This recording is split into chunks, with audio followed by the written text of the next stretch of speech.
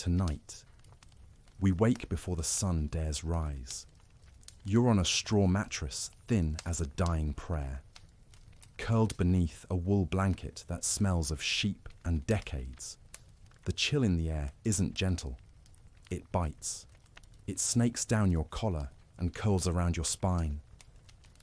You groan, but not aloud.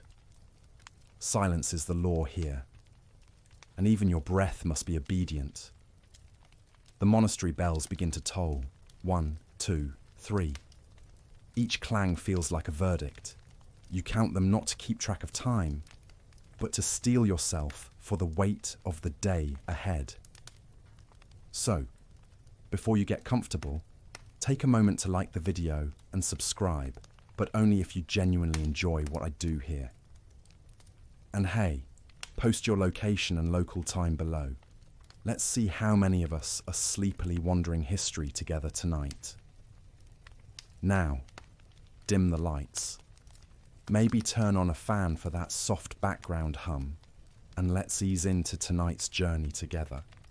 You swing your legs over the edge of the bed. The stone floor greets your bare feet with a hiss of disapproval. Every joint creaks like old wood. Your knees protest. Your back mutters curses in Latin. Welcome to your life as a medieval scribe. Your cell, if you can call it that, is the size of a generous broom closet.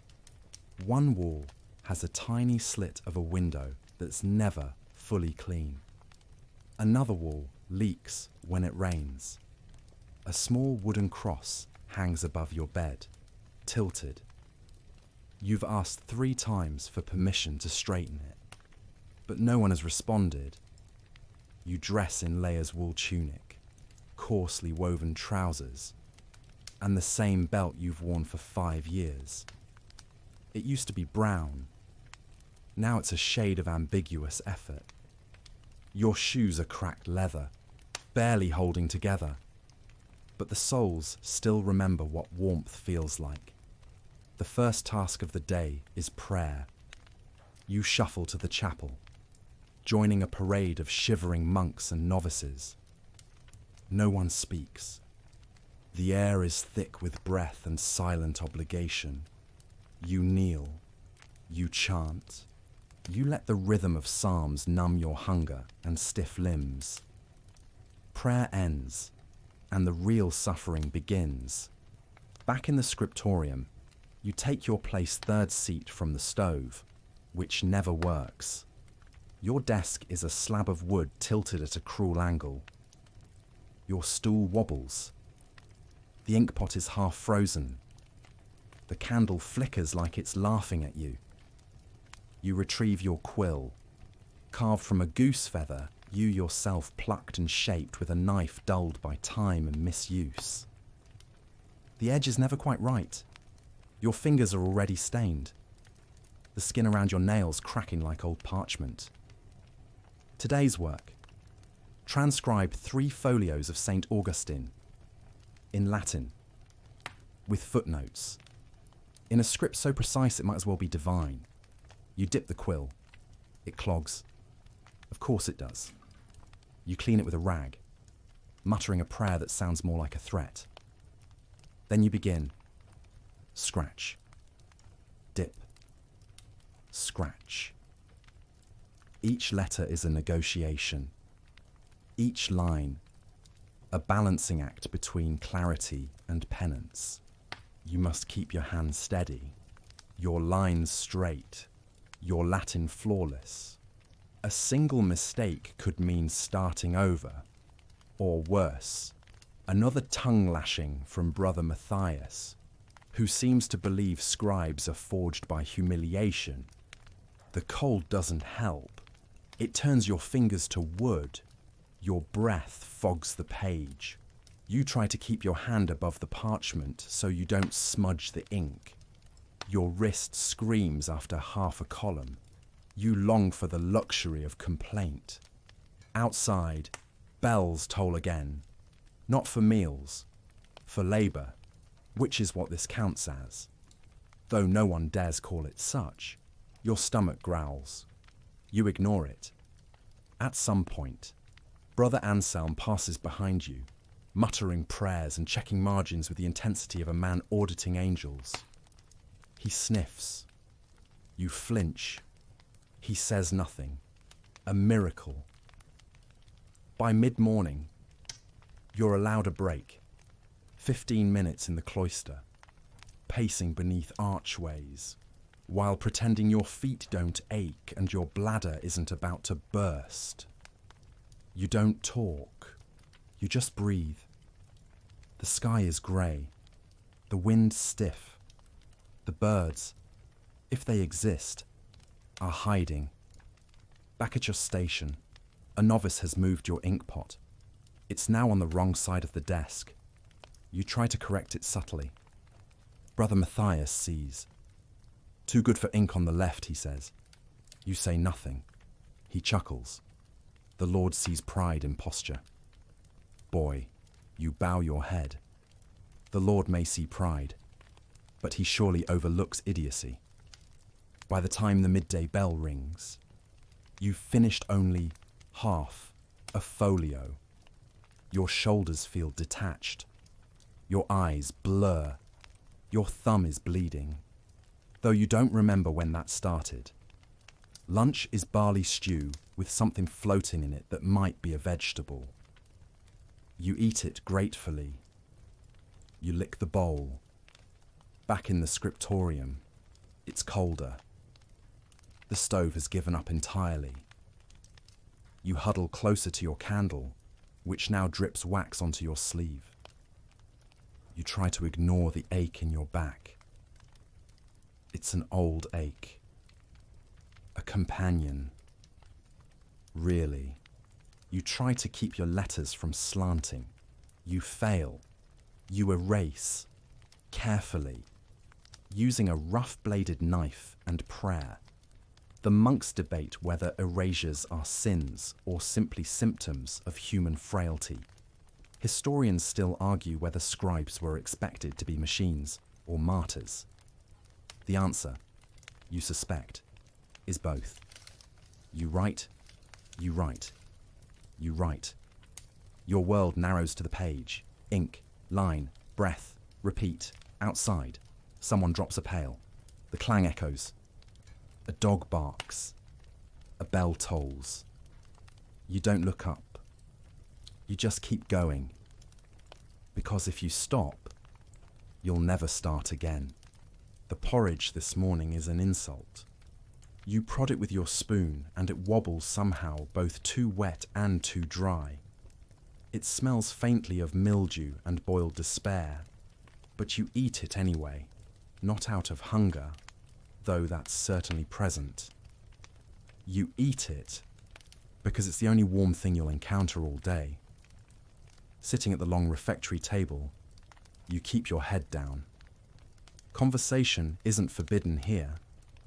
Technically, but it's discouraged unless it's about scripture or moral virtue, neither of which pairs well with a mouthful of glutinous oats. You swallow. You wince. You watch a novice try to stifle a gag and fail. Brother Leon reads from the Rule of St. Benedict at the far end of the room. His voice as dry as the bread you're trying to chew. You catch maybe 3 words: obedience, silence, humility. All classics. After breakfast comes Latin. The drills. You shuffle into the chilly side hall with the others, settling onto the narrow benches. Your quill fingers still sore from yesterday. The master brother Petronius waits at the front, cloaked in the authority of grammar and self-importance. He looks like he hasn't smiled since the last pope was crowned. He begins, first declensions, then second, then conjugations. Recite, repeat, translate, transpose. The verbs march like soldiers across the blackboard. Amar. Amavi. Amatus. To love. You think bitterly is not the verb of choice here. Your turn comes. You stumble on the ablative. Petronius raises an eyebrow. And what, dear brother, would you say is the function of the ablative in this sentence? You freeze. Instrumental. You blurt. It's wrong. He nods slowly, like a disappointed bishop. How brave of you. How utterly wrong. The others snicker, but softly. They know they're next. You repeat the phrase 10 times under your breath, committing it to a part of your brain that's too tired to care. Next, vocabulary. Words you'll never use in real life. Curvus, declivitas, lucigniola. You write them down in your notebook with cramped fingers and a mind full of resentment. You glance to your right. The novice beside you is copying from your notes. You don't stop him. Petronius notices. Do you think charity extends to cheating? You say nothing. The punishment is 2 extra pages of copied grammar tables. On top of today's work, you bow your head and pretend to feel shame. Historians still argue whether monastic education was designed to enlighten or break the spirit. You're leaning toward the latter. After Latin comes silent study. You choose a scroll about ecclesiastical penmanship, hoping it might help with your calligraphy. The first paragraph uses the word ascender 5 times. You get bored. You switch to doodling. You draw a cat with a halo, then a dog wearing a mitre, then a monk with a very long nose. You smile for the first time all day. Then you hear it. A throat clearing. Sharp. Cold. Petronius looms. You hold up the scroll like it's evidence of anything but what you've just done. He takes your parchment, looks at it, looks at you. He says nothing. That's worse. The scroll is returned at the end of the session. Your doodles carefully sliced off. Let's pretend this didn't happen. He says, you don't believe him? Back at the scriptorium, you take up your place. Your quill is dull again. Your ink frozen again. The manuscript you're working on is a homily, dry as parchment. Ironically, you begin copying. Qui diligit disciplinum, diligit scientiam. He who loves discipline loves knowledge. You resist the urge to scream. Lunch is better. Slightly. Cabbage soup and stale rye bread. You dip the bread into the soup and imagine it's stew. Then wine. Then stew again. It helps. After the meal, you attend a lecture on the lives of the saints. Brother Eligius speaks with the cadence of a sleepy crow, but the stories are vivid. One saint walked barefoot through fire. Another survived 30 days on snow and faith. You wonder if you'd make it past day 2. The afternoon Latin drill is worse than the morning. You're tired. Your head pounds. Your page has too many smudges. You forget the future perfect of Scribe. Scripseris. Petronius says coldly, you will have written, unlike you, who clearly will have forgotten. The class chuckles. You force a smile. You count the minutes until Vespers. Evening prayer is solemn, almost calming.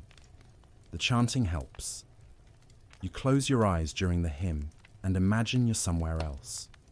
Somewhere warmer, with food, and a language that doesn't have 4 declensions and 6 verb conjugations. Dinner is lentils. Again. The cook says there's pork in them. You don't taste it. Before bed, you clean your desk. Refill the ink pot. Sharpen your quill. You find a slip of paper folded beneath your bench. It's not yours. You open it carefully. Inside, a Latin joke. Quid est scripta sine inco misa. What is a scribe without ink? Miserable. You laugh. Then you tuck it into your robe, next to Sarai's journal, because it's true. And somehow, it helps. There's a special kind of misery reserved for scribes, and it begins with the quill. Not just any quill, a real one.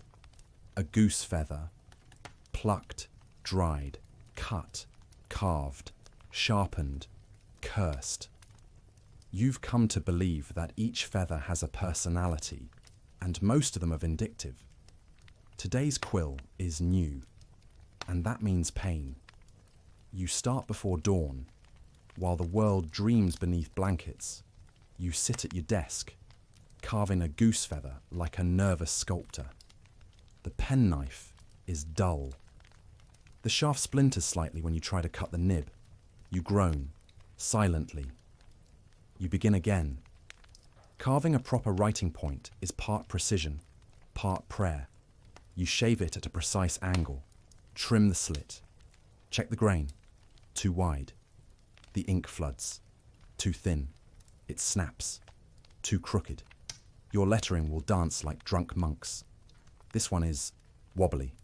You know it, but you dip it anyway. The first stroke bleeds. You sigh. You wipe. You test again. The ink now refuses to flow. You slice the nib a little deeper, hoping to fix the capillary line. It splinters. Again. You begin again. Brother Odo passes behind you, nods grimly. Your quills fight you, he says. You resist the urge to throw one at him. Once the nib is finally stable, you test it on scrap. In principio erat verbum, the lines waver. You adjust your grip. You try again, better.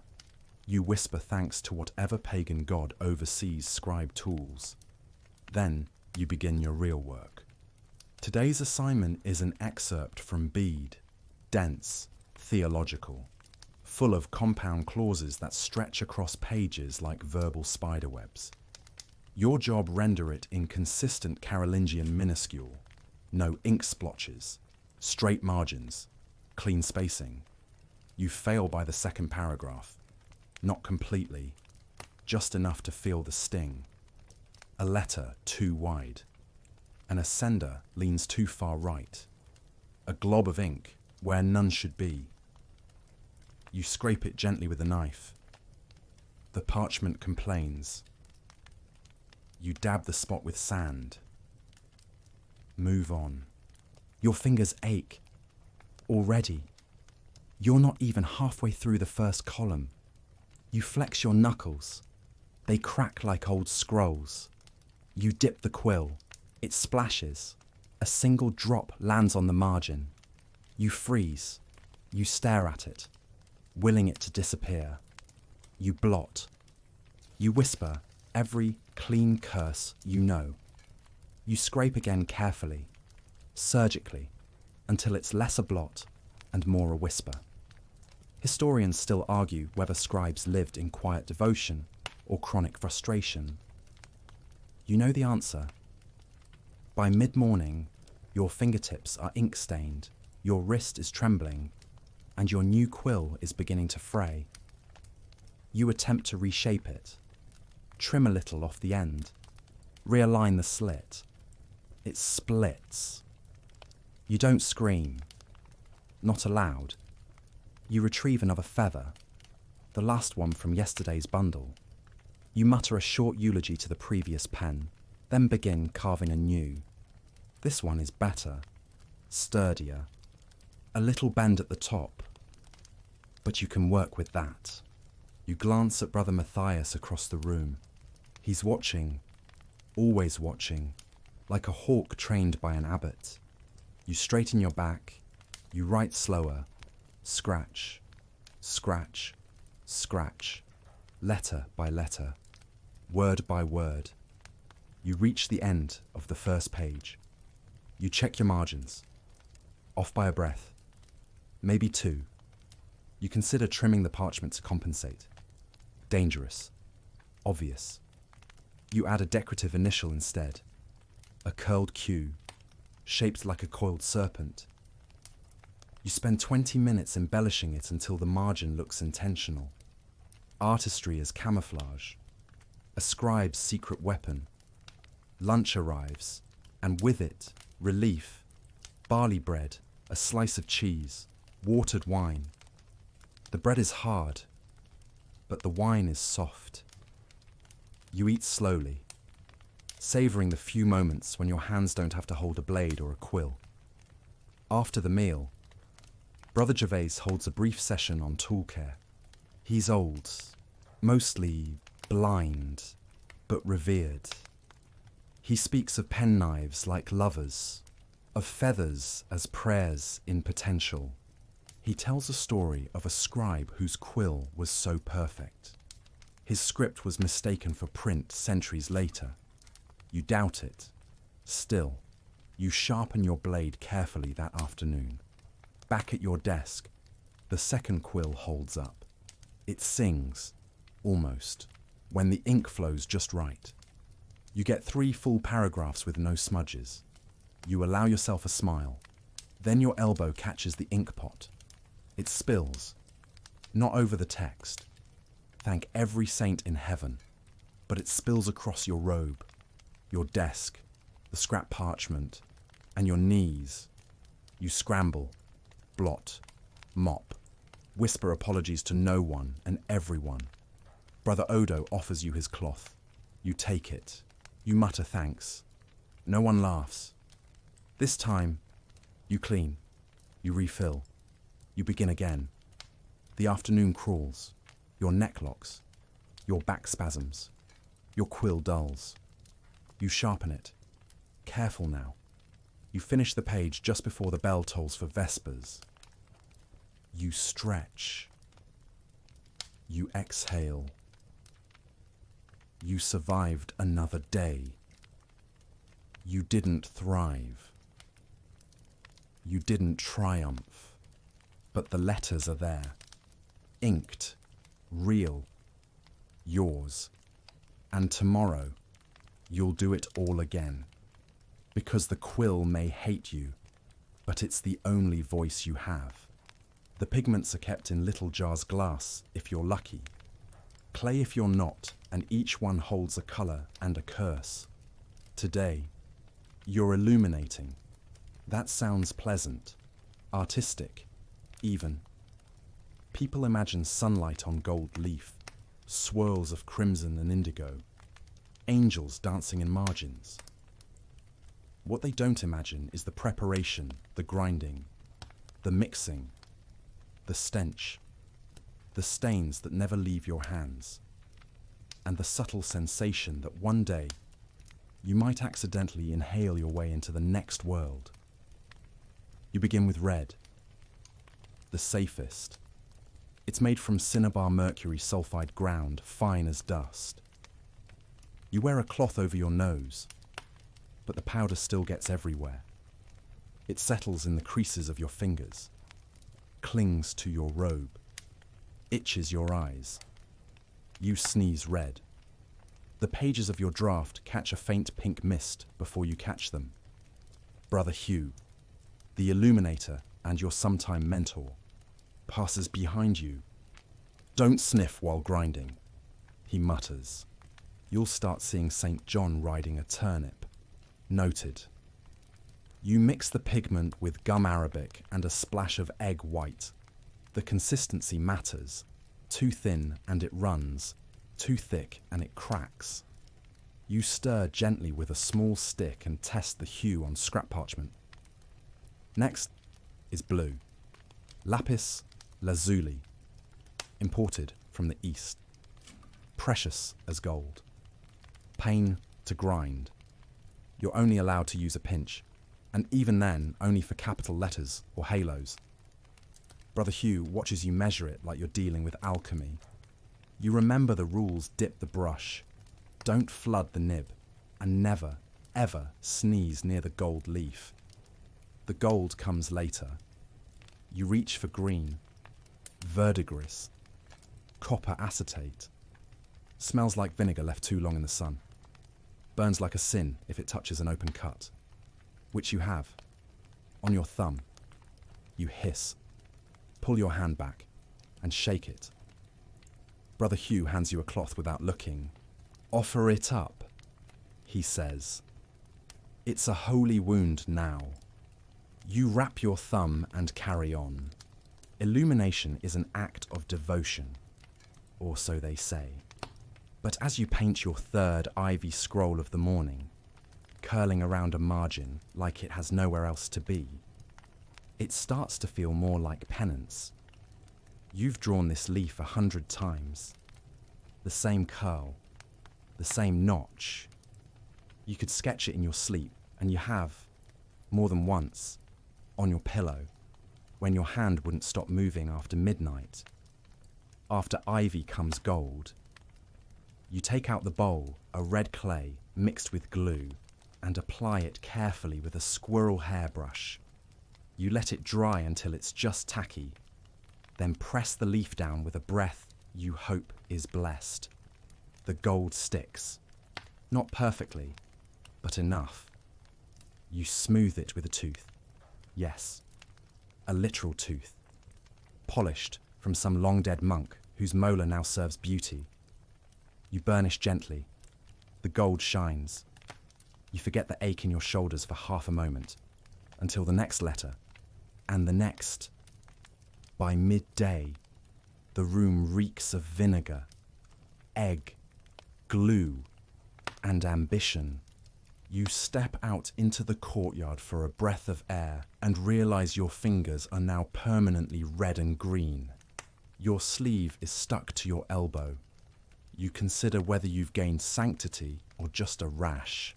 Back inside, Brother Hugh asks for your page. You hand it over. He frowns. Your red bled. I sneezed. You say. He raises an eyebrow. In Latin, you don't answer. He hands the page back. Do it again. You nod. You don't cry. Not yet. Lunch is cabbage and onion, served with water that tastes like the inside of an old cup. No one speaks during meals on illumination days. The fumes linger. Some monks twitch slightly, their hands still painting in the air. Brother Shervis chews, like he's blending pigment in his mouth. After the meal, Brother Hugh tells a story about a scribe in Tours who used real crushed rubies for pigment. His book was so beautiful, they say, that a queen wept to see it. They buried it with her, he adds. You wonder if the scribe got a mention in her will. You doubt it. Back to work. This time a peacock. You've drawn peacocks before. Their feathers are notoriously finicky. The blues must shimmer. The eyes must gleam. And if they don't look judgmental, you've done it wrong. Yours looks mildly disappointed. Good enough. You mix shell gold, a paste of powdered gold suspended in gum, and highlight the tail feathers. The brush shakes slightly. You haven't eaten enough. The gold goes on crooked. You scrape it off. You start again. You whisper apologies to the peacock. It forgives you. Maybe. As dusk approaches, you clean your brushes in wine. Water would warp the bristles. Brother Hugh says, cheap wine is good for something. At least, you stretch your back. It resents you. You look at your hands. They're red, blue, green, and gold, like a tiny, exhausted rainbow. You wipe them on your apron and return to your bench.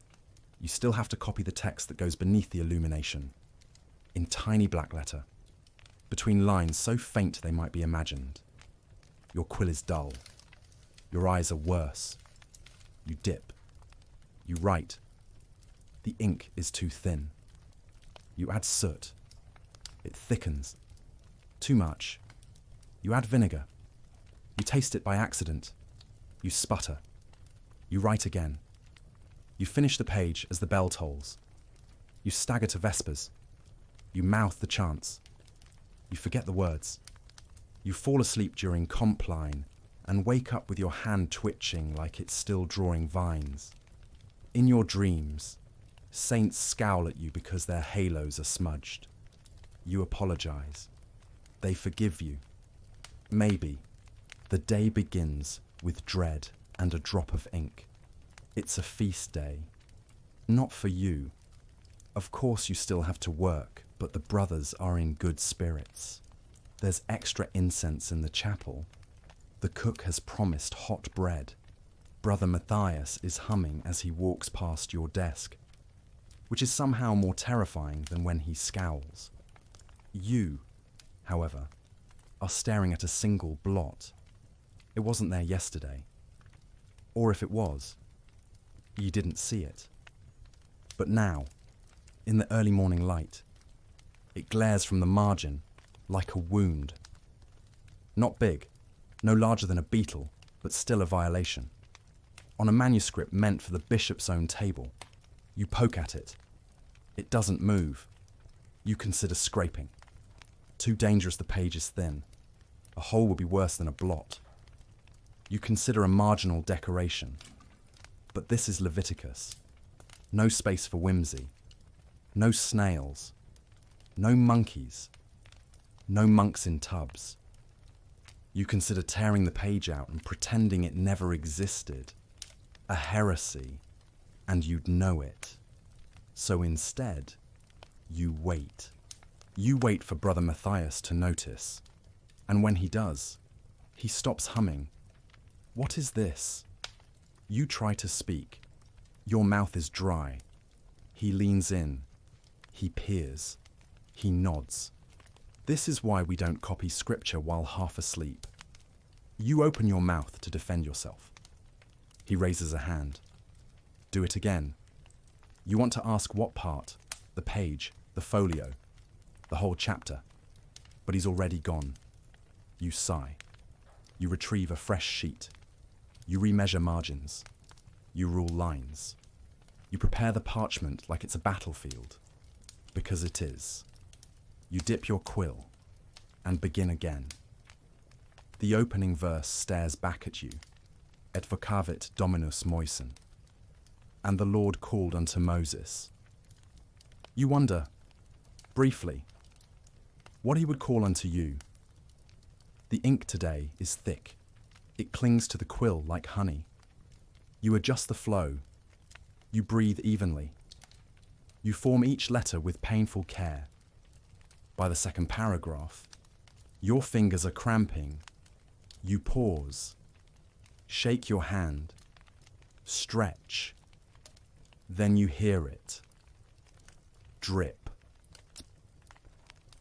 You look down. A second blot. This one. Fresher. It fell from your sleeve, ink soaked in from earlier, now loosened by warmth. You close your eyes. You consider walking into the river, but you scrape, gently, until it is barely noticeable. You work a small decoration. Around it, a faint dot pattern, a flourish at the corner, enough to suggest intention. Historians still argue whether medieval scribes were allowed to embellish errors, or simply mastered the art of doing so unnoticed. Today, you are in the second camp. You continue writing, carefully, too carefully. Your lines begin to drift upward. You check the ruler. It's warped. The humidity has bent it. You can't fix that. You finish the page and pin it beneath a weight, hoping it flattens while you eat. Lunch is lentils again. With actual onion this time. A cause for celebration. You return to find the page. Passable. Brother Matthias inspects it. He grunts. The margin is alive. Better than dead. You whisper. He doesn't laugh. You copy another 2 pages that day. One is flawless. The other has a line break in the wrong place. A verse separated from its neighbor. You hope no one notices. Someone does. At Compline. Brother Odo reads aloud from your manuscript. The cadence stumbles. The rhythm breaks. He squints. You stare at your sandals. Later, he pulls you aside. Not sinful, he says, but sloppy. You nod. Do better. You want to. You do. But your hands are shaking now. Not from guilt, but from fatigue. That night, by candlelight, you examine your ink. You try mixing a new batch. Iron gall, ink oak galls. Iron sulfate, gum arabic, and water. You boil it over a flame. It smells like vinegar and rust. You test it on scrap. Smooth, sharp, less likely to bleed. You label the bottle with a star. In the morning, you use only that batch. The difference is immediate. The quill glides. The strokes hold. You catch yourself smiling until the candle sputters.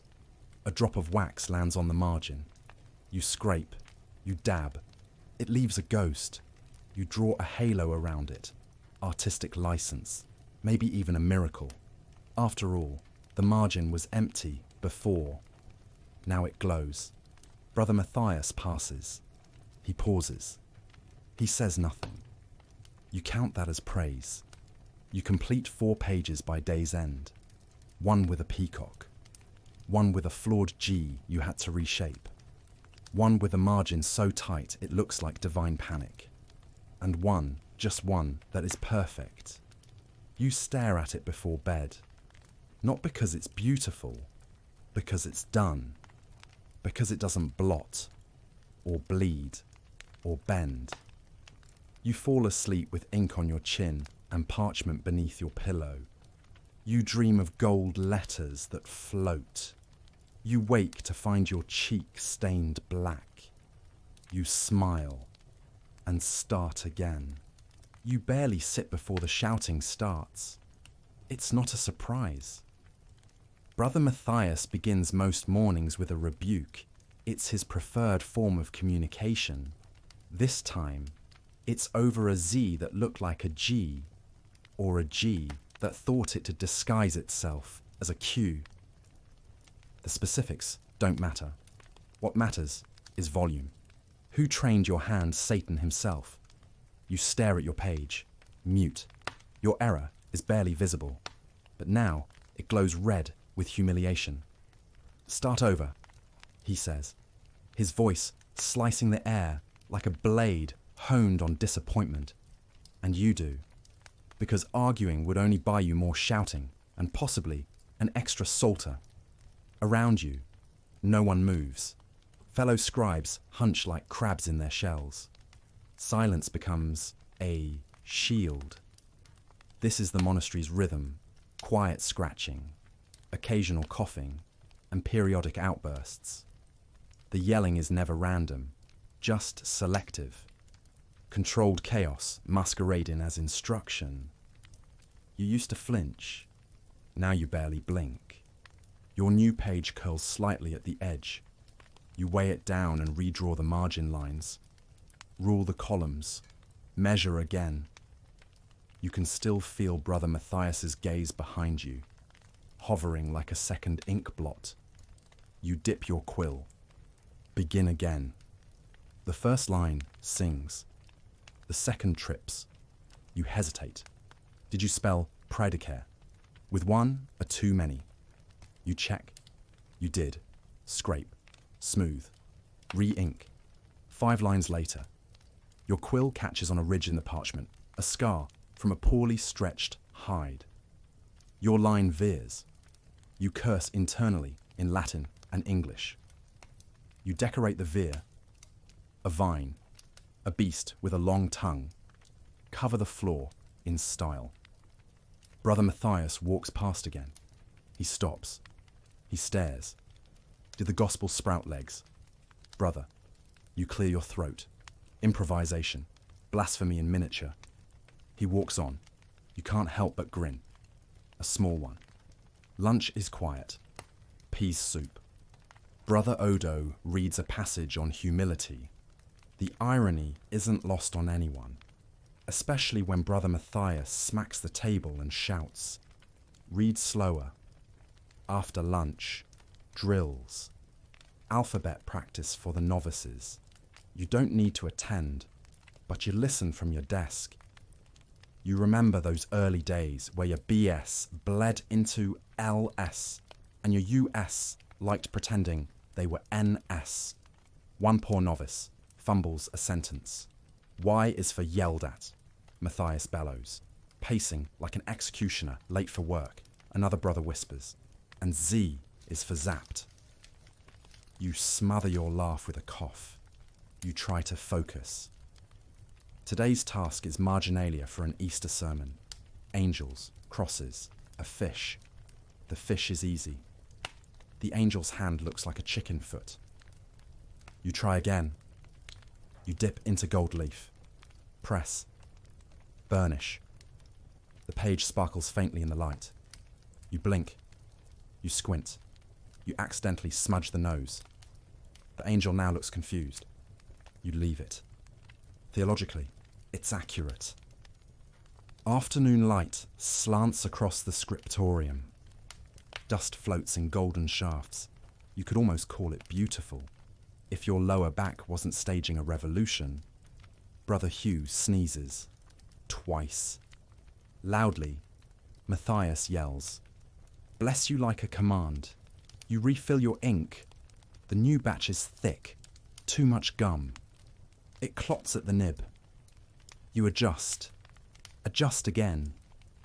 A blot creeps down the side of your finger. You wipe it on your robe. It leaves a long streak that looks like divine wrath. Later. Brother Odo catches you re-dipping more often than necessary. Burning the ink too fast, he asks. You nod. The parchment's thirsty. He chuckles. Aren't we all? You like Brother Odo. He doesn't yell. He teaches in parables and proverbs. Once told you your G, S, were shaped like a monk bowing under too much guilt. You've never unseen it since. You finish one page. Almost finish a second. The bell rings. Vespers. You rise too fast. Your knees protest. Your hand has cramped into a claw. You try to stretch your fingers. They pop audibly. In the chapel, your chant stumbles. Not from doubt, just exhaustion. At dinner, you eat bread and cheese and stare into the bowl like it might recite scripture. Brother Matthias is quiet tonight. Too quiet.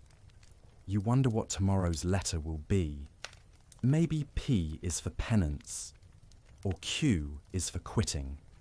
A tempting fantasy. Back in your cell, you clean your quill, dry your ink-stained hands, open your practice scroll and trace letters by candlelight. You redraw that Z, make it perfect. Then fold the parchment and tuck it under your pillow. In your dreams, the letters chase you. They're yelling, and they all look like Brother Matthias. You run. You wake up smiling anyway. Because even if Y is for yelled at, W is for worth it. The rain starts before dawn. Soft at first. Almost polite. But by the time you pull on your damp robe and shuffle toward the scriptorium, it has escalated into a full-throated chant of its own.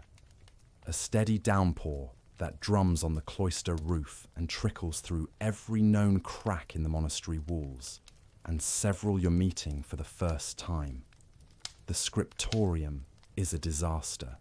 You open the heavy door and are immediately greeted by the smell of wet parchment, mouldy timber, and despair.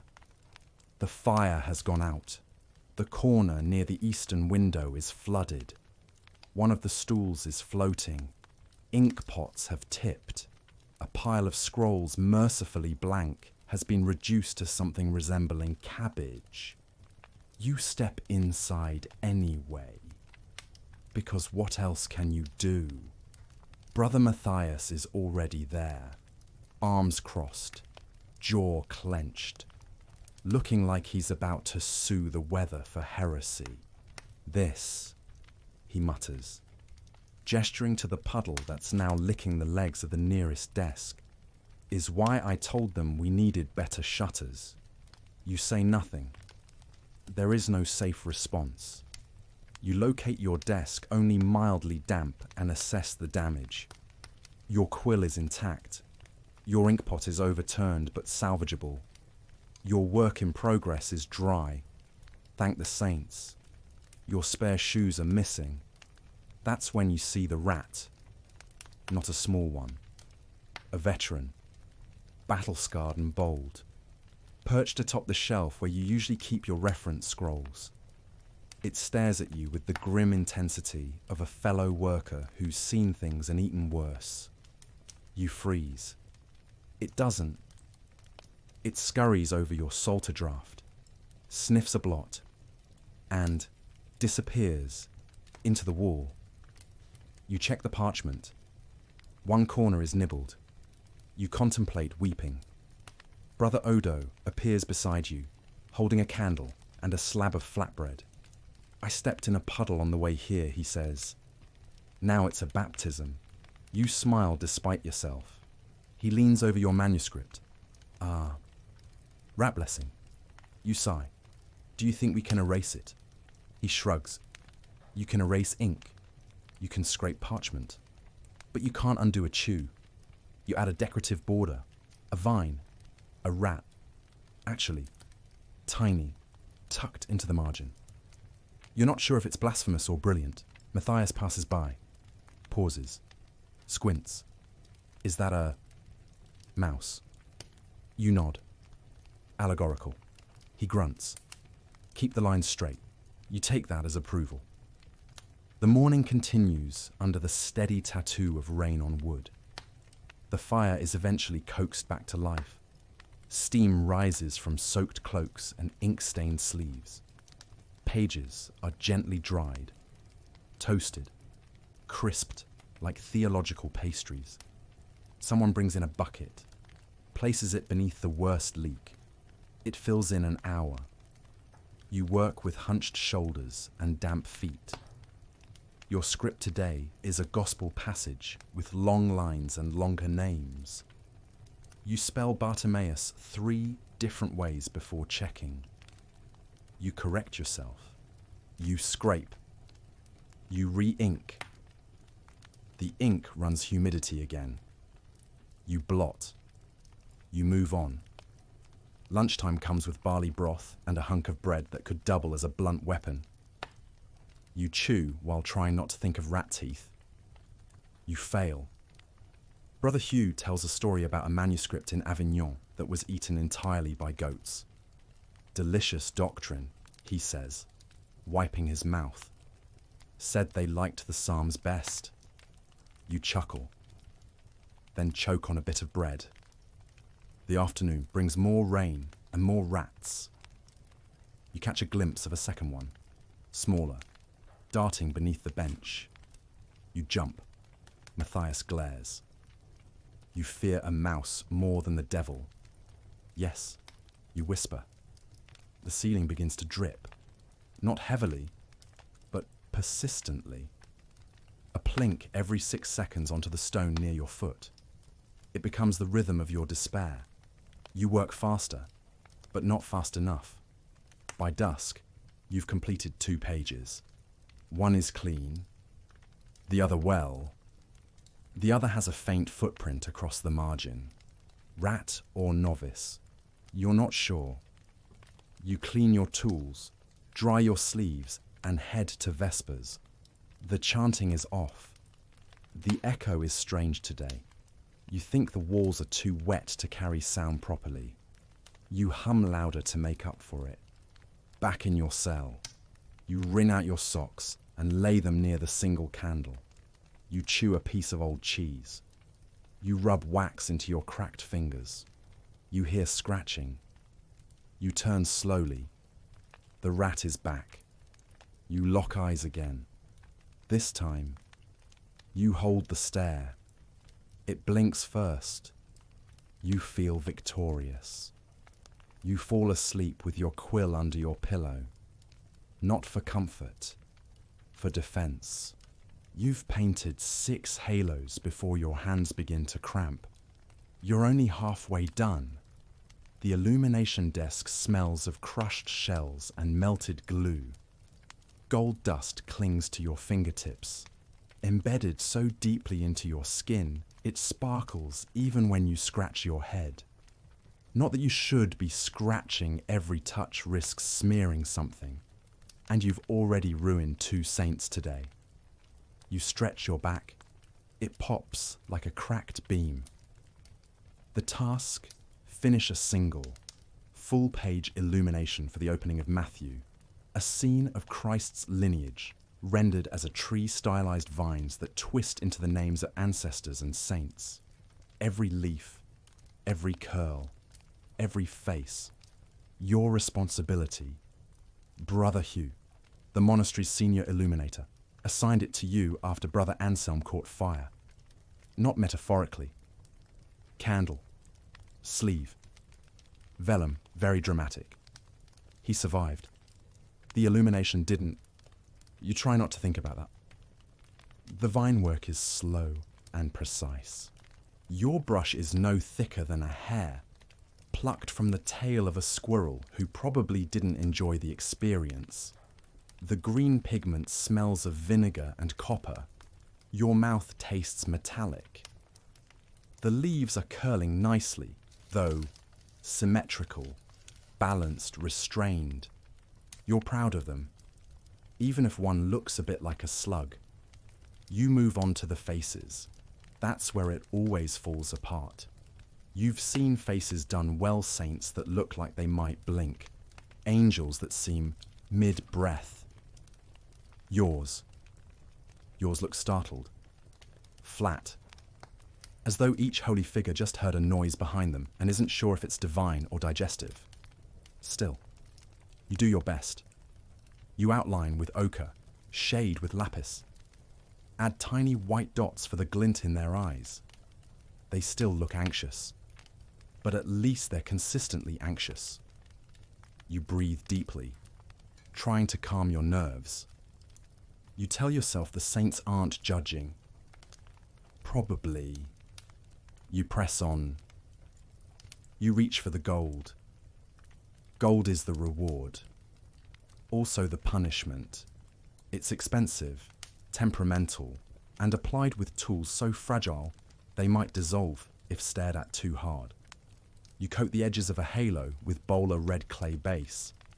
Sticky, gritty, smells like old bread. You let it set until it reaches that perfect, not wet, not dry moment that only comes when you're looking away. You look away. You count to 5. You press the leaf. It sticks. Almost. The edge curls. You press again, with the burnisher a dog's tooth mounted to a stick. You smooth the gold until it shines. You sit back and exhale. 5 halos down. 7 to go. Brother Hugh appears behind you. You tense. You haven't heard him approach, but you can feel his gaze settle like dust on damp vellum. He doesn't speak, just grunts, then walks on. That's high praise. You dip your brush into vermilion, line the robes. The red bleeds into the margins slightly. You freeze, scrape, dab, distract. You draw a bird in the corner, a sparrow, or a dove. Depends on interpretation. The stain disappears into the design. Historians still argue whether such additions were acts of devotion or desperate camouflage. You know the answer. Lunch comes late. Barley and leeks. No bread. The cook says it's a fasting day. You say it's just a Tuesday. You eat with your painting hand clenched around a warm mug. The joints throb. The bones hum. You can already feel tomorrow's ache arriving early. You return to your station. The light has shifted. You adjust the candle. Its flame flickers, casting shadows over your saints. They look more haunted now. You fix one with a second layer of lapis. The pigment cakes slightly. The face blurs. You sigh. You pretend he's a lesser apostle. No one will check. You add text beneath the image. Decorated capitals, gold initials, lines of verse in tidy uncials. Your quill skips on a dry patch. The ink pools. You scrape again. You're scraping more than you're writing. The bell rings. You flinch. Not vespers, just a warning. Brother Matthias calls out across the room. Ink check. You hold up your bottle, half full, still usable. He nods. No explosions. Good. He's referring to the time Brother Gilbert mixed vinegar and wine in the ink and nearly took off his eyebrows. You add a border to the page. Twisting vines, tiny beasts, a frog with a crown, a fox in monk's robes. You aren't sure if it's satire or symbolism anymore. You just like foxes. You finish the final halo as dusk settles.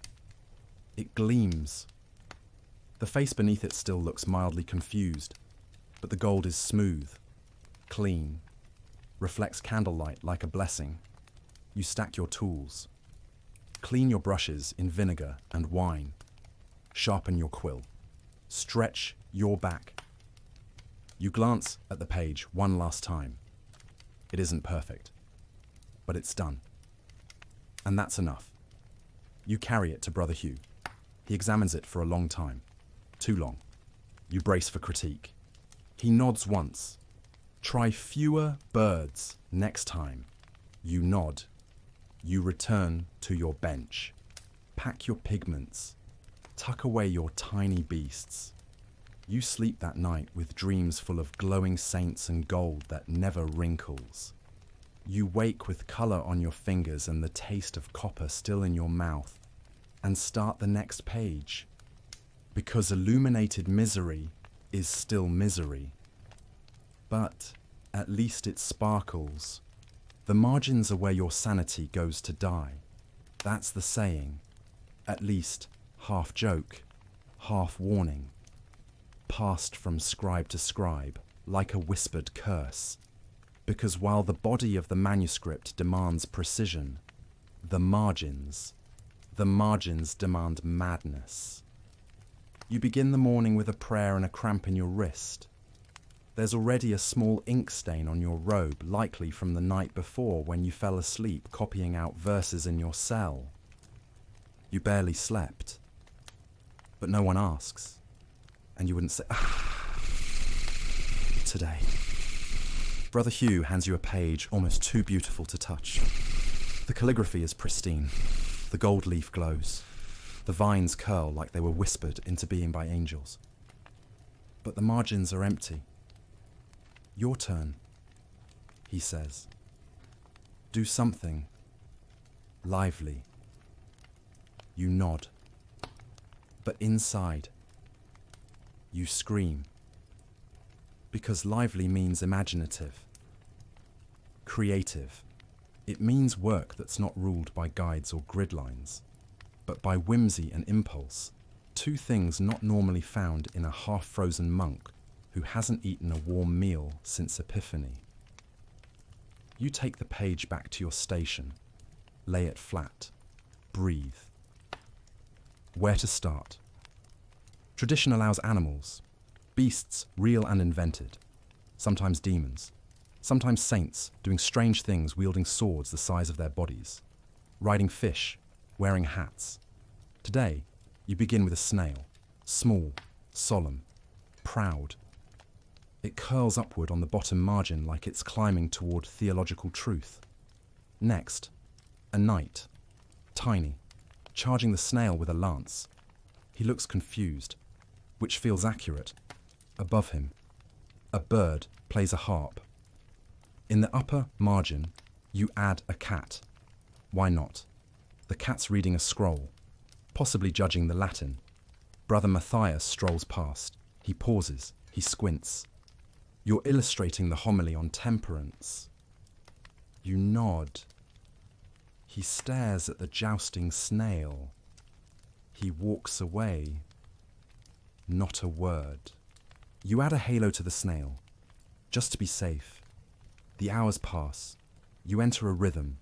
Line, detail, doodle, glance, adjust, repeat. Your mind wanders as your brush moves. You think about Sarai, about what she would have drawn. Probably something inappropriate. Probably something better than what you're doing now. You add a frog with spectacles. He's writing in a book. You wonder what language frogs would use. Then, without warning, your hand slips. A blot appears near the knight's horse. It looks like an accident. You stare at it, then draw another, and another. Now it's rain, a storm overhead. The knight is riding into divine judgment. Problem solved. Brother Odo passes and nods approvingly. Nice use of smudging, he says. You feel proud, and then immediately suspicious. By midday, your margins are alive. Vines twist between creatures. Angels perch on branches. A fox plays a lute. A pig prays. And in one quiet corner, a tiny monk sits cross-legged, copying all of it, expressionless. Brother Hugh returns. He lifts the page. He studies it for a long time.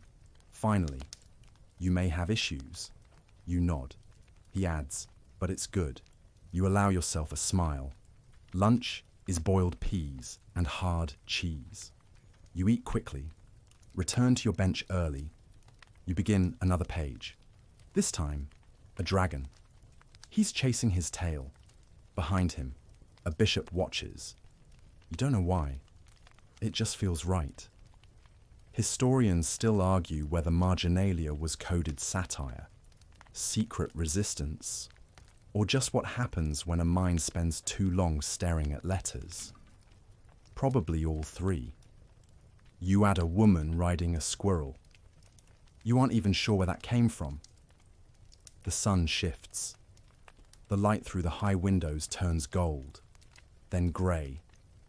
Your brush dulls. Your hand cramps. You finish with a final flourish, a dog with a crown, asleep in a nest of vines. Brother Matthias returns one last time. He scans the page. He says, "You drew a bat." You nod. It's reading. You nod again.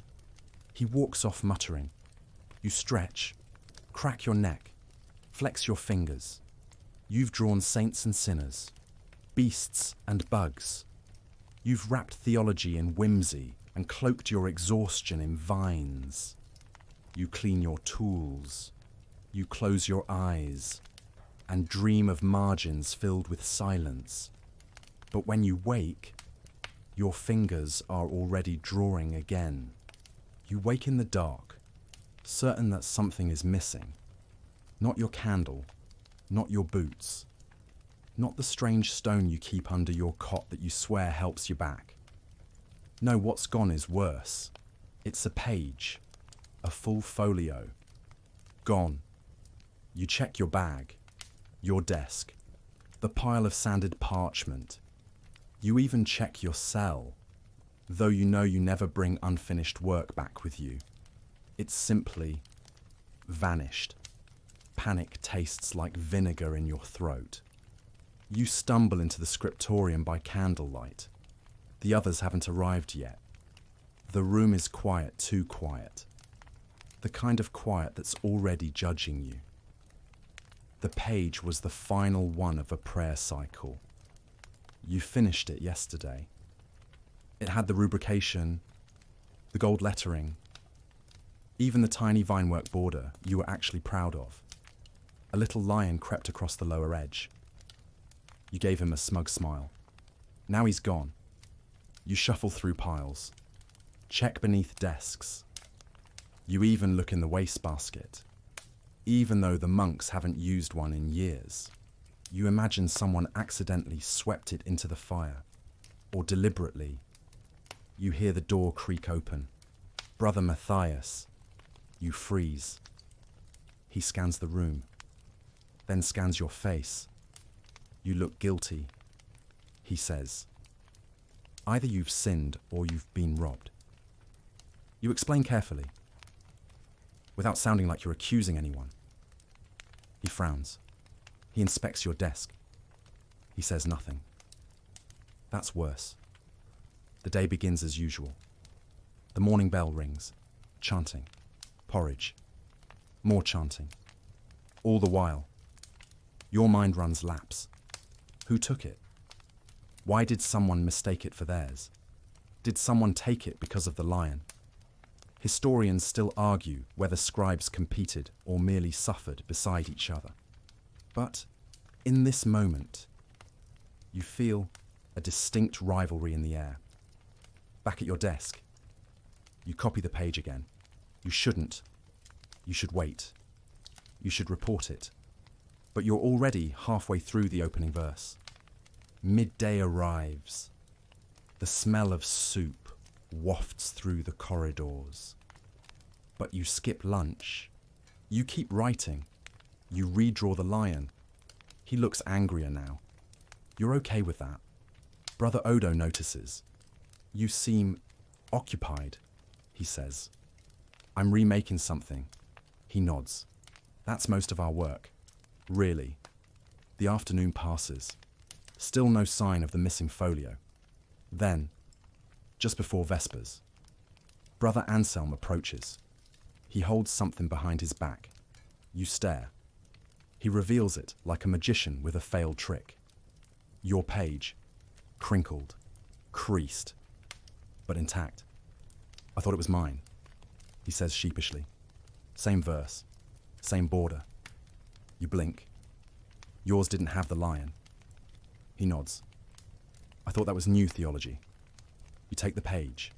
You hold it gently. You don't shout. You don't scold. But you do redraw the lion with slightly bigger teeth in your new version. Anselm helps you uncrease the original. You decide to keep both. Double the effort. Double the blessing. Probably. That night, you sleep with both copies under your cot. Not because you're paranoid, because you're practical. But sleep doesn't come easily. You toss, turn. Imagine footsteps in the corridor, rustling parchment, whispered laughter. You dream of lions that bite. You wake early. You arrive at the scriptorium before anyone else. You hide the originals. You start a new folio. This one with a dragon, just in case. The cough starts with Brother Odo. Not the little polite cough of someone clearing their throat before a chant. No, this is a rattling, chest-deep, spirit-shaking sound that echoes off the cold stone and makes you pause mid-letter. You look over. He smiles weakly. His hands tremble slightly as he lifts his quill. By lunch, 3 more scribes are coughing. Brother Matthias insists it's the damp. The scriptorium leaks, he says. Everything smells of mushrooms and regret. But then Brother Gilbert faints, right into the soup. The bowl breaks. So does the illusion that this is a passing chill. Work doesn't stop. Of course, not when a psalter's due to be delivered in 6 days, and the abbot insists a little illness is spiritually clarifying. You scrub your hands with vinegar before touching your parchment. The ink smells stronger now, or maybe your nerves are tricking you. Each breath in the scriptorium is measured, watched, counted. You write faster. You make fewer mistakes, not because you're more focused, but because fear is an excellent editor. By midweek, Brother Hugh is coughing blood. The rumour spreads like fire it's the plague. Not the kind that empties whole cities, not yet, but something close. Something with fever and sweats and delirium that makes monks scream things in dead languages. Historians still argue whether this was the Black Death, or an early wave, or something else entirely. Whatever it is, it's here. The abbot orders more prayer, less panic. That night, you stay in your cell.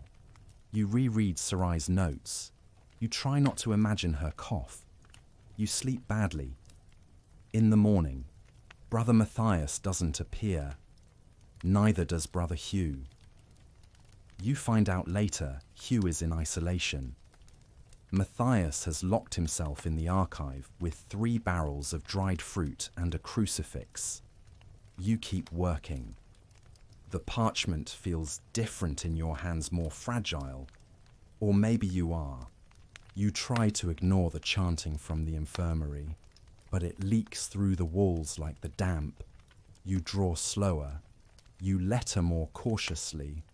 Every mistake feels heavier now, like it might be your last. Brother Anselm stops by with ginger water.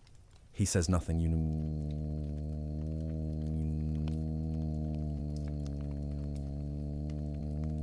You drink. Then he leaves you with a scrap of parchment. On it a prayer. Not Latin, not even scriptural. It just says, keep your eyes on the line. You do. You finish a page with only 1 blot. You consider that a miracle. You sleep in the scriptorium that night. Others do too. It's warmer. There's safety in numbers. Even among the ink-stained. Brother Gilbert survives. Barely. Brother Odo does not... The bells toll. You don't cry. You just write. Penance comes not with confession, but with the next page. You write the Psalter's dedication in Odo's script, copying his hand, letting his strokes live again. Even briefly, you add a small symbol near the margin, a quill and a cough. No one questions it. The plague passes, eventually, leaves silence behind, and half a book to finish. You finish it, because someone must. You're not sure who started the argument, but by the time you look up from your manuscript, 3 monks are already mid-debate, and one has flung a dictionary across the scriptorium. It lands with a thud beside Brother Gilbert's feet. He glances at it, sighs, and keeps writing. The topic, a comma. More precisely, whether a comma in a translated passage from Jerome implies the Trinity acts together, or if it's an awkward pause that makes God sound grammatically uncertain. You wish you were exaggerating. Brother Matthias is at the centre of the fray, waving a scroll and a piece of vellum that looks suspiciously gnawed. I'm telling you, the original Latin implies simultaneity. Brother Hugh responds in measured tones. Only if you ignore the clause in the Syriac. The Syriac doesn't count. It always counts. You press your forehead to your palm. You've made it through 4 lines of today's Psalter. 4. Now a theological feud is using punctuation as weaponry. You write anyway. Scratch, scratch, dip. One of the novices leans over. What do you think? You blink. About the comma, he nods. I think I'd rather eat my inkwell. He seems satisfied by that. By midday, the debate has splintered into 3 new ones. One, about the precise dimensions of an angel's halo. One, about how many times a saint's name can appear per page. And one, about whether copying an error faithfully makes you pious or complicit. Historians still argue about that last one. You get through another page, then half of the next, your ink runs dry. You mix a new batch iron gall again, but with more water this time. It's too thin. You add soot. It thickens. Your quill snags. You sharpen it. It breaks. You sigh. A moment later, Brother Anselm hands you a new one. No words, just quiet pity. The air smells of dried ink and mild fury. Someone chants under their breath to stay calm. Someone else knocks over a candle. The flame licks the edge of a scroll. It's doused in time, but the smell lingers. The debate continues after lunch. This time, over whether scribes should include line numbers in marginal notes. You don't weigh in. You're too busy trying to align your descenders without tripping over your ascenders. Brother Hugh passes your desk and nods. Your spacing's improved. You blink. That might be the first compliment in a month. You almost blot your next line from the shock. You add a flourish to the capital D in David. It looks like a curled tail. You pretend it's a dragon. The debate quiets near Vespers. The abbot passes through. Everyone pretends to work. You do work, because pretending wouldn't help. You finish the page, add the rubric, sand the ink. Then, because you're still a little irritated, you draw a marginalia monk reading an upside-down scroll. No one notices. That night, you sit with Brother Gilbert. You talk about ink, about the debates, about how quiet it was when Brother Odo used to hum while writing. Gilbert nods. He wouldn't have argued about a comma. No, you say. He'd have redrawn the whole sentence. You sleep well that night, and dream of commas that float gently above saints' heads, glowing softly, grammatically divine. You never expected your pen to become a weapon, but then again, you never expected to be told to draft a letter meant to insult an abbot. It begins as all trouble does quietly.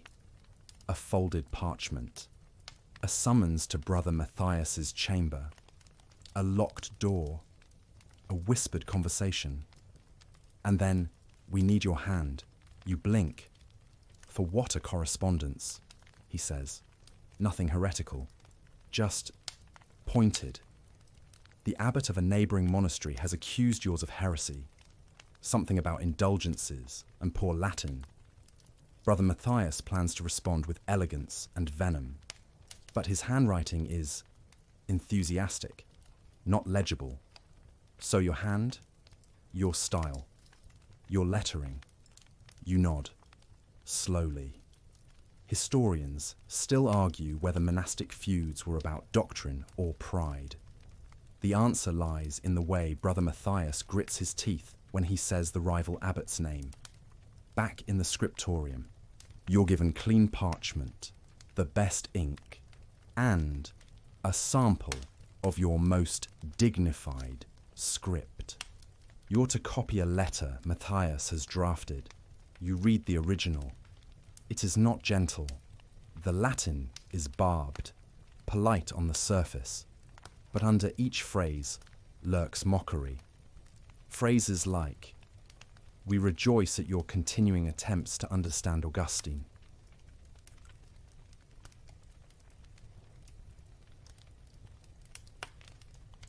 The clarity of your marginal notes inspires awe, though not understanding. You copy the words slowly, carefully. You add just enough flair to make it look sincere. You space the lines generously. You finish with a flourish. At the bottom, you leave space for the signature. Brother Matthias signs with a quill dipped in slightly red-tinted ink. Symbolism, apparently. The letter is folded, sealed with wax, and handed to a courier who's paid in bread and the promise of future gossip. You return to your regular duties, but you can't stop thinking about it. How much power lives in the shape of a letter, in the spacing of a line?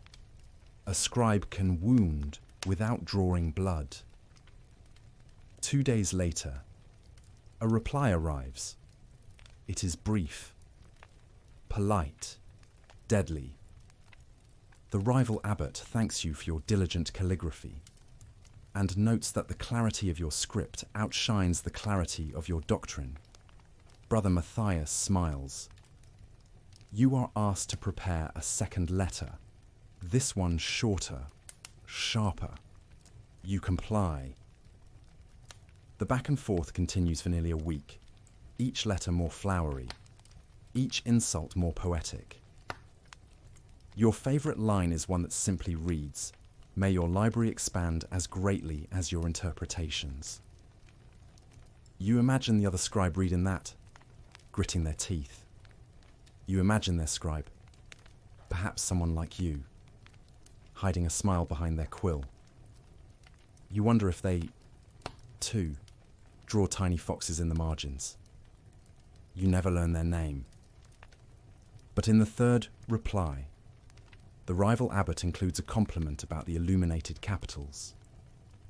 Brother Matthias pretends to scoff, but you notice the letter is folded carefully.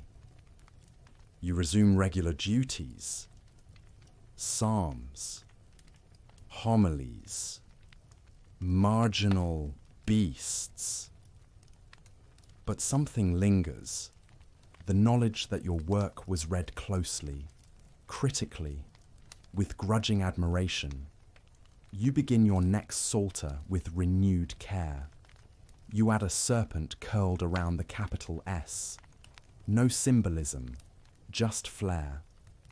You hear whispers that the rival scriptorium has started imitating your style.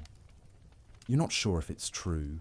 You pretend not to care, but you sharpen your quills a little finer, just in case. Winter does not arrive at the monastery, it ambushes it. 1 week, you're grumbling about damp parchment. The next, you're carving ice off your inkwell and wrapping your quill in cloth to keep it from snapping in half from the cold.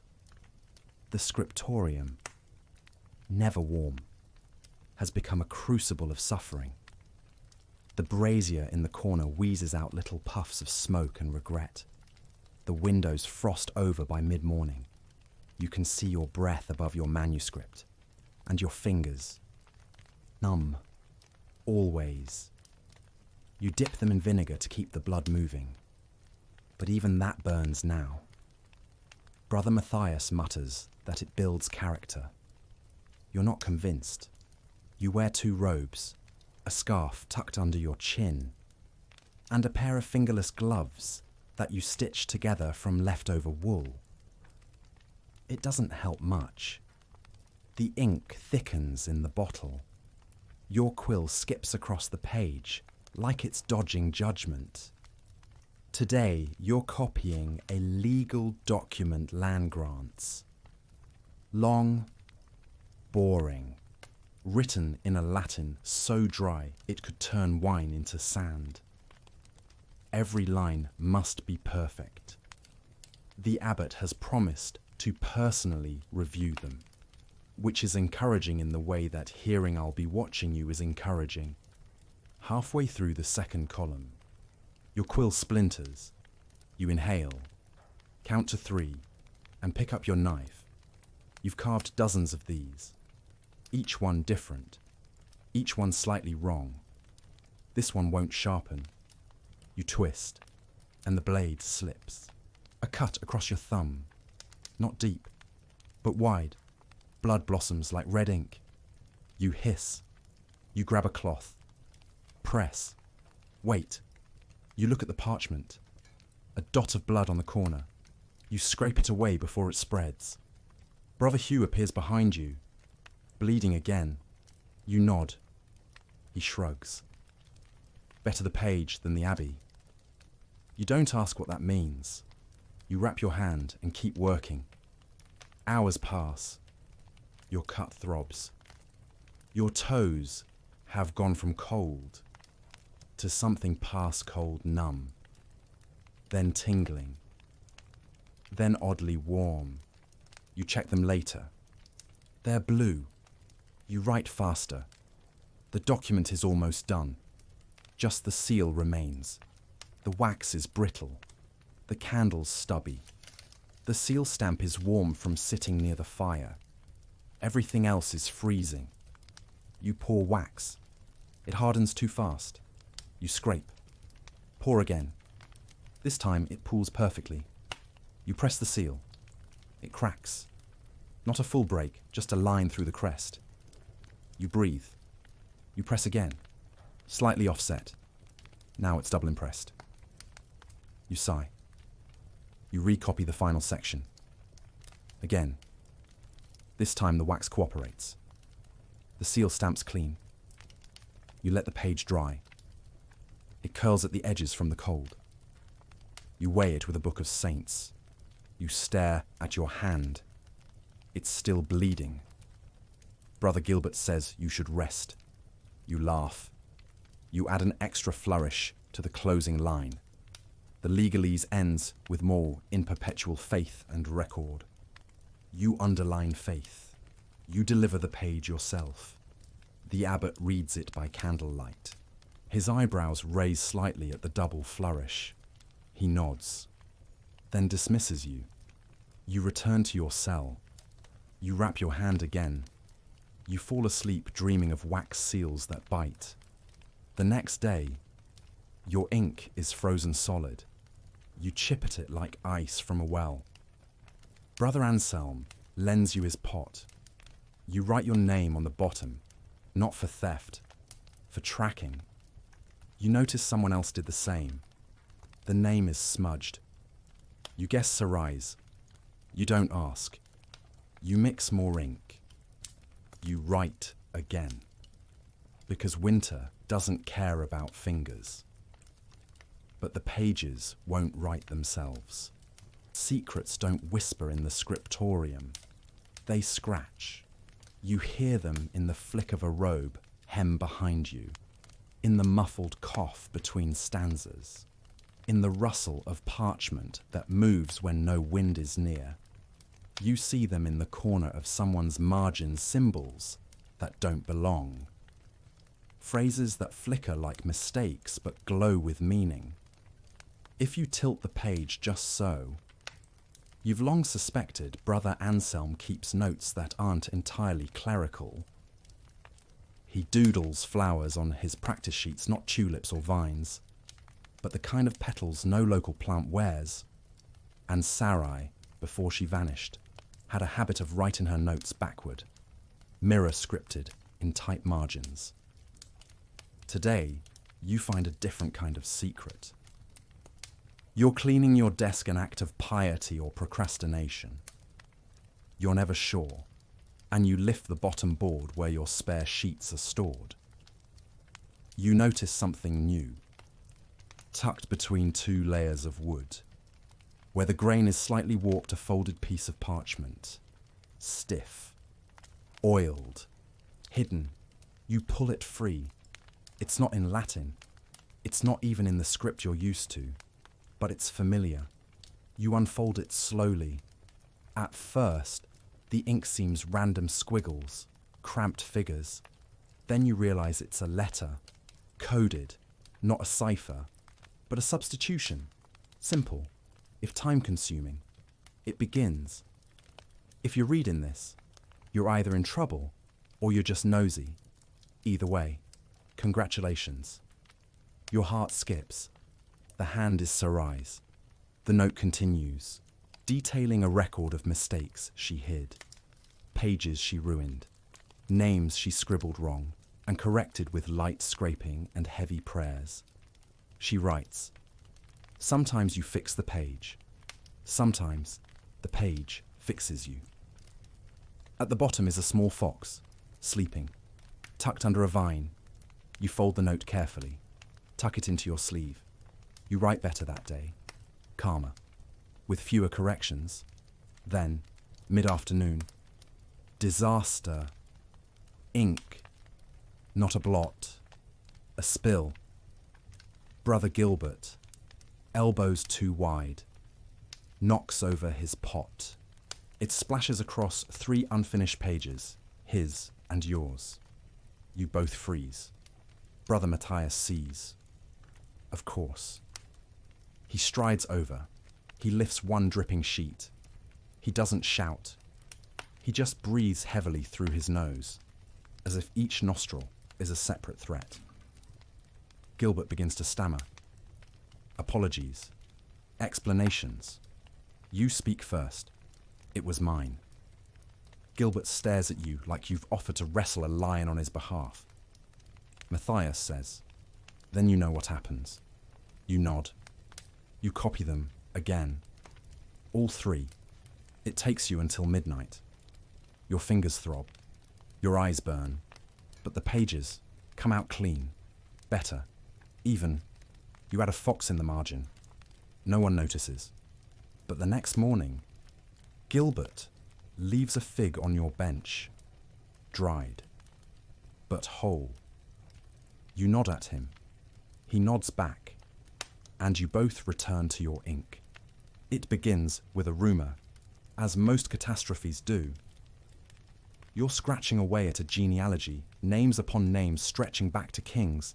No one remembers when Brother Hugh walks in, white as fresh vellum. The king's messenger is coming, he says. You blink. When tomorrow? A silence falls like ink across a wet page. Royal messengers don't just visit monasteries. They descend. They judge. They inspect. And sometimes, worst of all, they request. By midday, the scriptorium becomes a hive of frantic, flailing energy. Desks are scrubbed. Windows are scraped.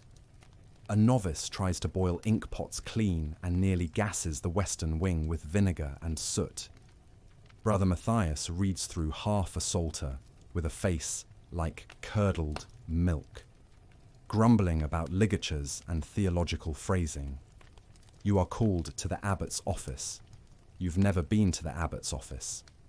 The walls are lined with old scrolls and promises. The abbot sits behind a desk that's less furniture and more relic. He looks tired. You're our cleanest hand, he says. You almost laugh. He doesn't. He sets a box on the table. Inside a partially finished charter, illuminated border, gold leaf started, the seal blank. The messenger will want to bring this back. We were supposed to send it. Last month. Of course you were. You bow. I'll finish it. You'll finish it tonight. Of course you will. You spend the afternoon redrawing the vinework. The original scribe, now deceased, had a fondness for oak leaves.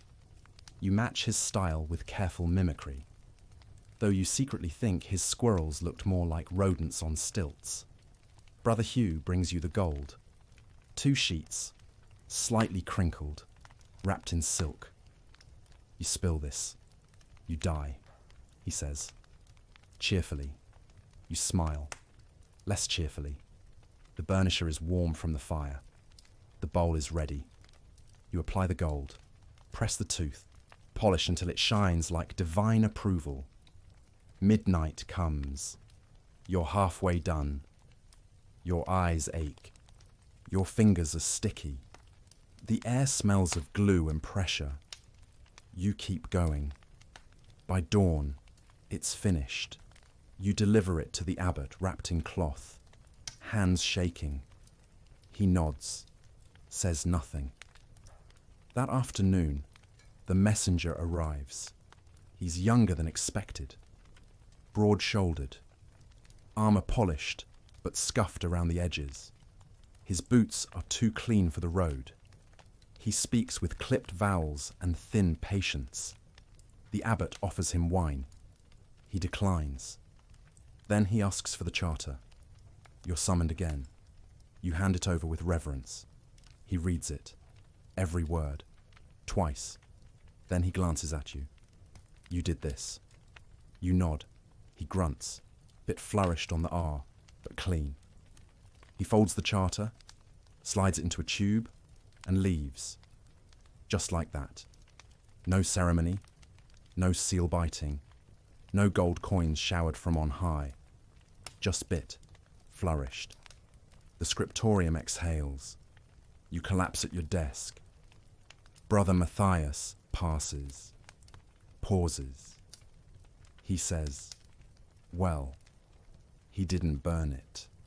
High praise. You sleep for 2 hours.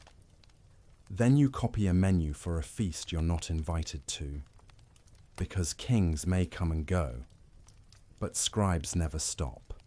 The bells ring louder than usual, their peals stretched with triumph. Something is being celebrated again. A feast. Another name day or saint's day or victory in a far-off place that none of you truly believe happened. You wouldn't know the details. You're not on the guest list. The scriptorium smells of ink and envy. The hallway smells of roasted meat. You try not to inhale too deeply. Brother Gilbert tries to joke. They say the stew has apples in it, Brother Hugh adds, and the bread is fresh. You murmur. I hear they're using plates this time. Laughter ripples, dry and thin. You go back to your page. Today's task is rubrication. Red ink, heading titles. Verse notations? It should be glorious. It should be simple. It's not. The red pigment is clumpy. You stir. It doesn't blend. You add vinegar. Now it's too thin. You test it on scrap. It bleeds. You wipe your hands and start again. Outside, the bells stop. Flutes begin. Somewhere a lute joins in. The refrain of a song you know, but not from experience. You've only copied the lyrics.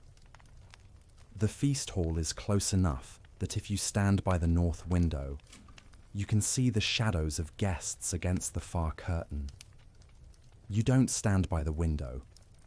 You finish the header. You letter the word Gloria in red. It glows like a promise. You letter it again. You make the G curl like a vine. You add a leaf. Maybe too much flourish. You don't care. Another scribe passes your desk, drops a small scrap of parchment. You glance at it later.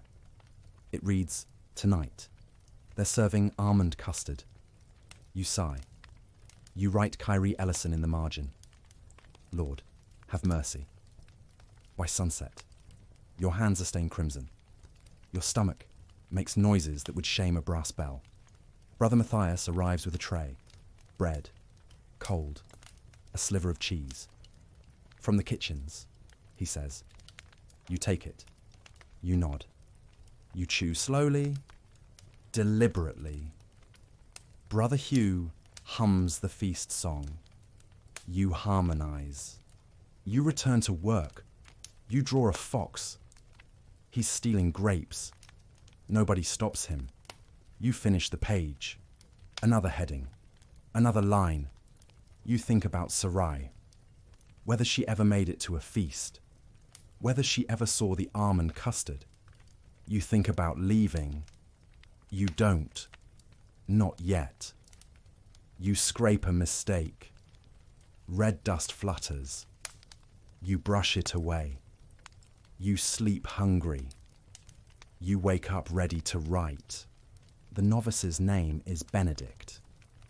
You know this because Brother Matthias has shouted it at least 6 times this morning. Benedict. You hear it echo from the hallway, from the chapel, from the herb garden, and finally, from within the scriptorium where disaster has settled like a smug pigeon. You're halfway through a folio Psalm 119, the longest one. Of course, when you hear the sound, not the usual thump or scrape. This is a splash, then a yelp, then silence. You look up, slowly, like someone unrolling a scroll they know is cursed. There, at the end of the aisle, stands Benedict, pale, motionless, surrounded by a wide, irregular puddle of deep, black ink. In the centre of the puddle, 3 folios. Yours. You don't move. Not at first. Your fingers curl into a fist, then relax. You rise. You walk. Each step punctuated by the squelch of soaked sandals. The folios are ruined, not just blotched, obliterated. The ink has soaked through. Words melted into words. What was once a psalm now reads like an exorcism amid progress. Benedict starts to speak. You raise a hand, not to hit, just to stop the noise. Brother Matthias arrives. His face is thunder. You expect fury, punishment. Instead, he sighs.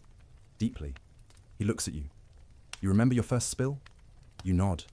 Red ink. On Leviticus. He nods. Then says to Benedict, clean it. Start again. To you. Copy it again. You return to your desk.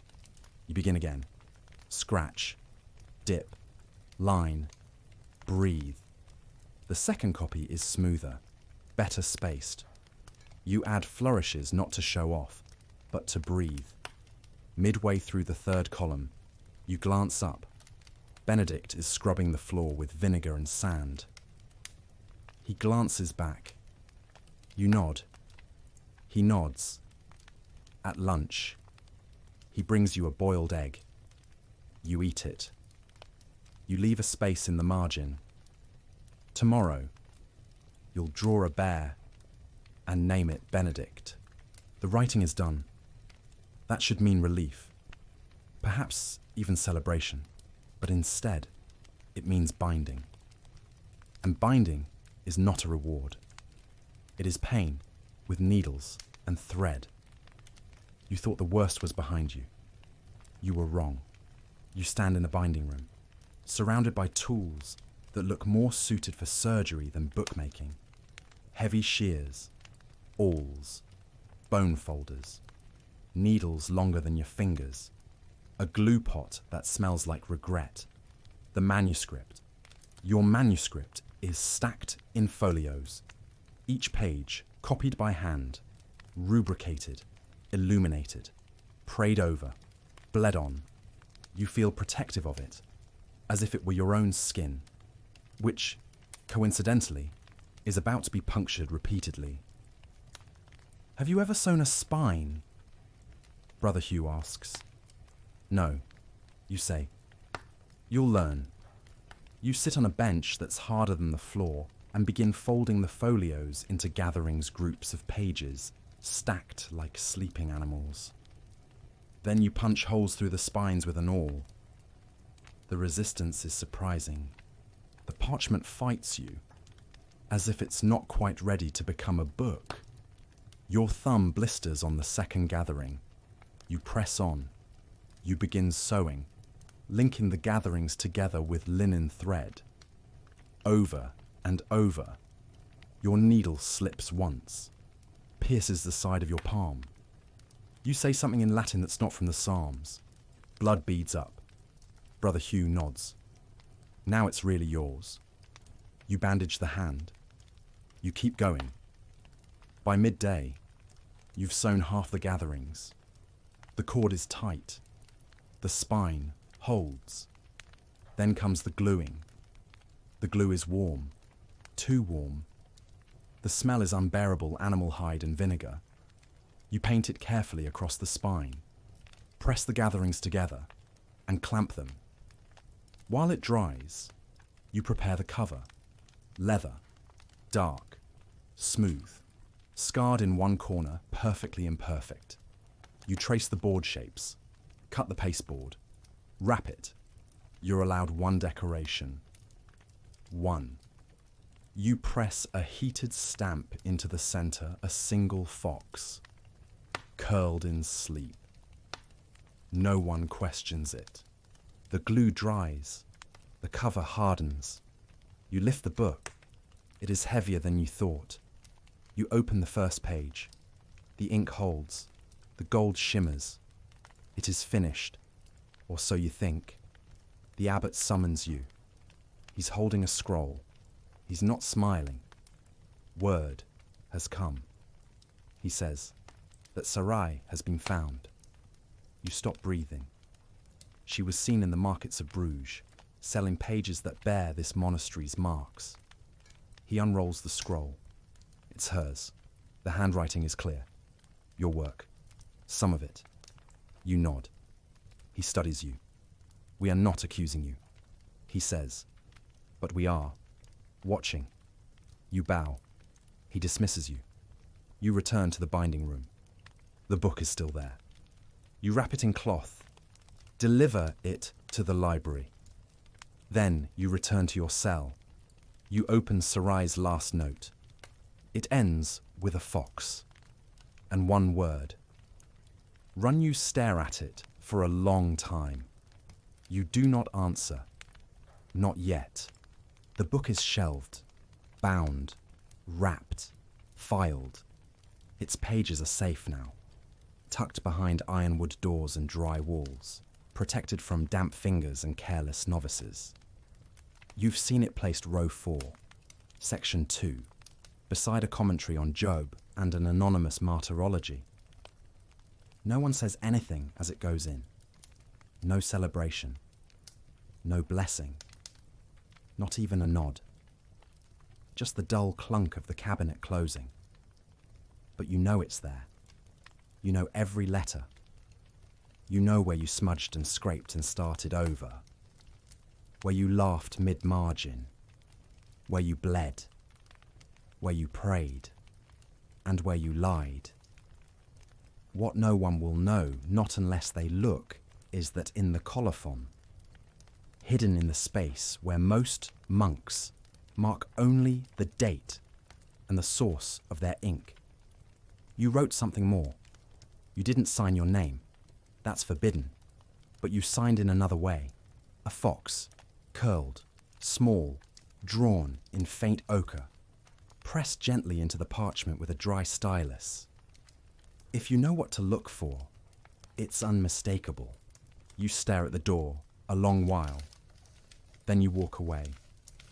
You think about Sarai's note, about the word run, about the other names you've copied, the other scribes whose work lives on, nameless, whose hands shaped history, but whose fingers are forgotten. You think about the books you'll never read, the ones lost in fires, in floods, in forgetfulness. You walk the cloister one more time. The air smells like wax and old wool. The bell rings for vespers. You don't go. You return to your desk. The scriptorium is quiet. You sit. You sharpen a quill. You dip it into fresh ink. You begin a new page. Not for the abbot. Not for a bishop. For yourself. It begins tonight. Wind down begins here. Sit with aching hands and quiet hearts. The ink dries softly in the dimming light, and the parchment cools beneath your fingers. Outside, the bells fade. The rain returns. Just a whisper. Just enough to remind you that this world is full of hushes. You press your palm gently over the last line, not to blur it, just to feel it. The candle flickers. You lean back. The night leans forward. The walls breathe. And you, scribe, are no longer hurried. The book is finished, but your story goes on. In every curl of every letter, in every echo of every chant, in every margin where a fox might sleep. The world forgets the hand, but the work remains. And the work, tonight, is beautiful. Sleep now. The quill will wait.